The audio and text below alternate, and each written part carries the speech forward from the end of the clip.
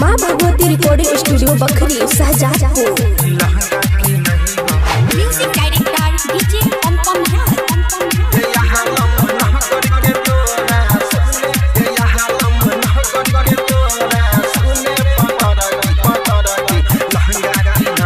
खगड़िया घुमई बहोगे सोना मधेपुरा घुमई बउगे गई गई खगड़िया घुमई बहोगे सोना मधेपुरा घुमई बउगे गिया हलम नगर के तोरा सुने पतर के लहंगा की नहीं बउगे गिया हलम नगर के तोरा सुने पतर के लहंगा की नहीं बउगे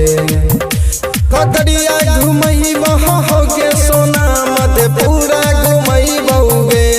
गई गई खगड़िया घुमई बहोगे सोना मधेपुरा घुमई बउगे गया हलम नगर के तोरा सोने पतर के लहंगा की नहीं बउगे गया हलम नगर के तोरा सोने पतर के लहंगा की नहीं बउगे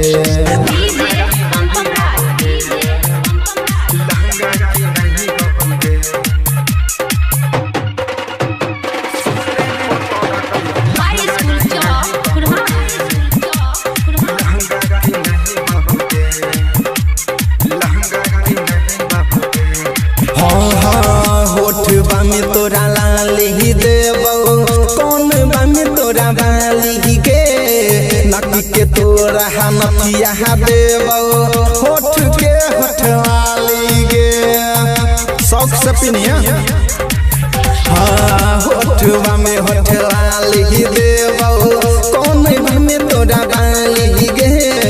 नकी के तोरा नथिया देबो होठ में होठलाली सुनगंज घुमई बहोगे छोड़ी मधेपुरा घुमई बउगे गई गई सुनगंज घुमई बहोगे छोड़ी मधेपुरा घुमई बउगे गया हलम नगर के तोरा सुने पतर के लहंगा की नहीं बउगे गया हलम नगर के तोरा सुने पतर के लहंगा की नहीं बउगे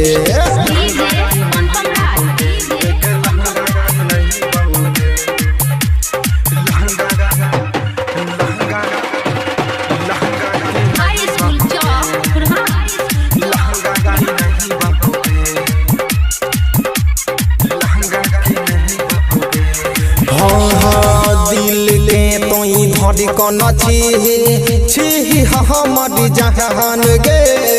तोरे लजी बहु तोरे लमरा सुन ले पहरान गे दिल के तोई धरी कन छी हमर जहान गे तोरे लजी बहु तोरे लमरा सुन ले पहरान गे तोरैनी घुमई बहोगे सोना की सुनगंज घुमई बउगे गई गई पुरैनी घुमई बहोगे सोना की सुनगंज घुमई बउगे गया